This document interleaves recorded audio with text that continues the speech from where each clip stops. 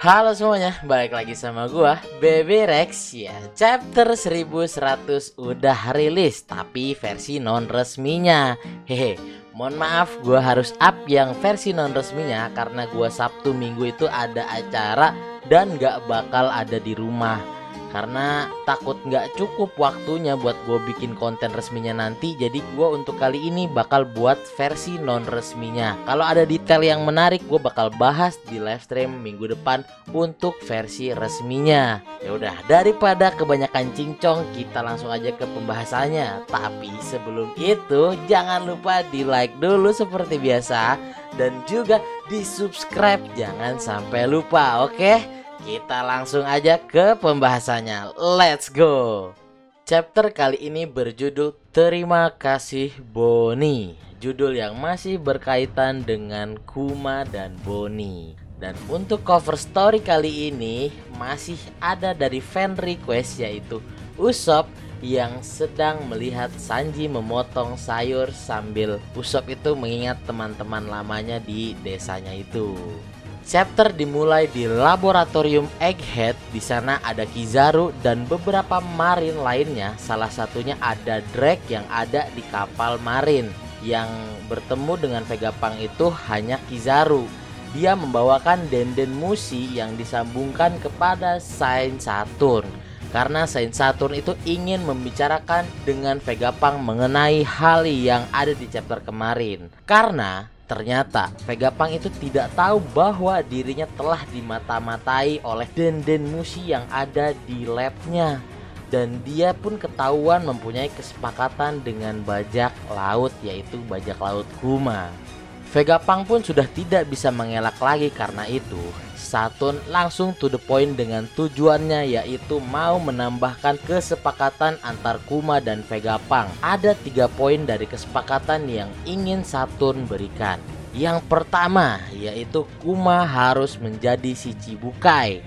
Karena ada salah satu dari Shichibukai itu yang tidak kita ketahui namanya telah dikalahkan oleh Ace. Gila, Ace ini bukan kaleng-kaleng bos reputasinya emang. Dan yang kedua, Kuma harus mau menjadi senjata manusia untuk angkatan laut dalam menjalankan operasi cyborg ini. Gila nggak? Harus jadi senjata manusia untuk angkatan laut. Dan yang paling kejam nih, yang ketiga nih, Kuma itu harus mau dihapuskan semua ingatannya setelah operasi selesai. Gila. Vegapunk pun yang mendengar itu langsung menentang kesepakatan Saturn.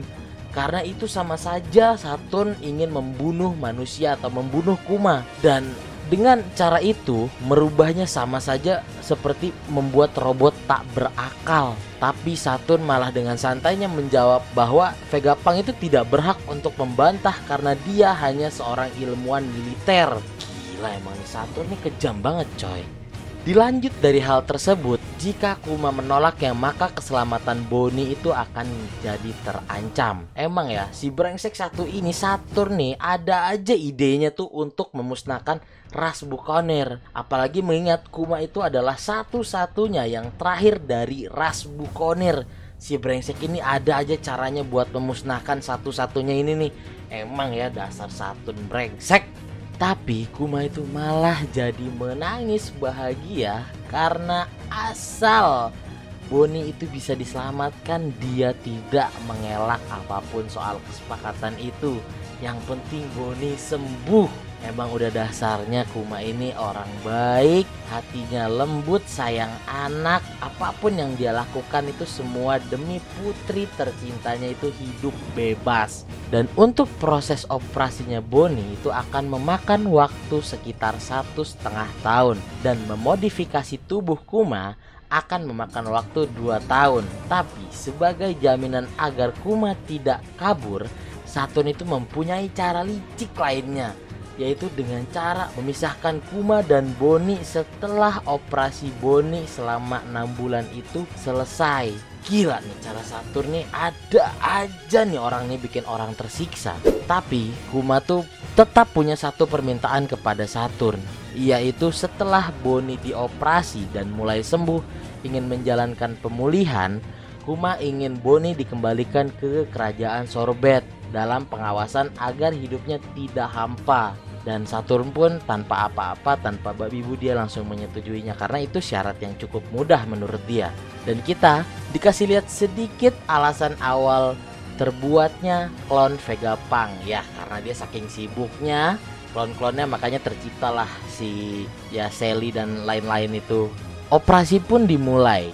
Kita dilihatkan momen mereka bersama, yaitu Kuma, Bonnie, Dr. Vegapunk, Sentomaru, dan Kizaru. Mereka terlihat sambil bersenang-senang, makan bersama, hiburan bersama, bahkan mereka sampai menari tarian yang sama seperti di Arc Skypiea dan tarian yang ditunjukkan ayahnya Kuma, yaitu tarian Nika yang mereka lakukan secara bersama-sama. Momen ini bikin terkejut karena ini di luar ekspektasi, dan momen ini menjadi alasan yang kuat kenapa mereka itu sangat dekat. Tiba saatnya 6 bulan kemudian, operasi penyakit Sapphire Scale Bonnie pun selesai. Dan dia masih harus ada pemulihan sekitar 1 tahun sebelum dirinya terekspos sinar matahari. Dan selama 1 tahun dia akan dirawat dan diurus di kerajaan Sorbet bersama suster cantik dari Cyberpol number 8 atau nomor 8, yaitu bernama Alpha, dan bersama orang tua yang ada di sana. Kuma pun beralasan dia tidak bisa sering-sering ketemu dengan Bonnie karena dia masih menjadi bajak laut dan dia akan mengirimkan banyak surat untuk Bonnie. Kuma pun sebelum pergi dia mengucapkan, "Terima kasih Bonnie, aku sangat bahagia kau bisa terlahir di dunia ini." Bonnie pun bingung dan dia tidak mengetahuinya bahwa itu adalah momen terakhir dirinya dengan ayahnya sebelum Kuma menjadi robot seutuhnya. Berita Kuma menjadi si Chibukai pun mulai tersebar ke seluruh dunia. Kita dapat melihat reaksi-reaksi dari para si Chibukai yang masih penjabat pada saat itu. Terlihat masih ada Crocodile, Robin, dan Moria. Ada juga Kobe dan Alvida yang melihat berita itu saat mereka masih kapal dulu saat awal-awal chapter atau episode. Ada juga kru Shirohige yang melihat berita tersebut. Ada Ace, Shirohige, Marco, Jinbe, dan Teach atau Kurohige. Mereka berbincang soal apa isi dari berita itu.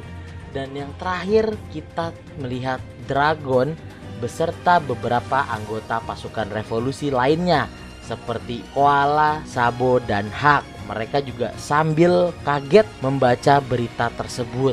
Di akhir chapter kita bisa melihat Kuma yang sedang berlayar ke sebuah pulau sambil dia menuliskan surat untuk Bonnie yang kurang lebih isinya itu tentang kegiatan Kuma saat ini dan kegiatan Kuma yang sedang mencari pulau untuk tempat tujuan perjalanan mereka saat Bonnie berumur 10 tahun. Dan Kuma berharap Bonnie itu baik-baik saja. Ya, kurang lebih itu isi dari surat Kuma untuk Bonnie. Dan di panel akhir, Kuma yang sedang menerima panggilan dari pemerintah itu dia ternyata sedang menuju ke desa Fusa. Kita dapat melihat Luffy di situ yang sedang kejar-kejaran atau dikejar oleh seekor macan. What? Apa ini Oda? Tolong, kenapa Kuma bisa tiba-tiba ke desa Fusa? Ini adalah hal yang bikin gue kaget dari chapter kali ini. Oke, segitu aja untuk chapter kali ini. Mungkin chapter kali ini lebih ringkas dari biasanya karena sengaja biar nggak terlalu panjang juga durasinya. Oke, sebelum gua akhiri seperti biasa, jangan lupa join Discord gua dan live stream gua. Kalau gua lagi live stream, kita bisa diskusi dan bahas soal apapun dari situ. Ya udah, segitu aja dari gua. Bye bye.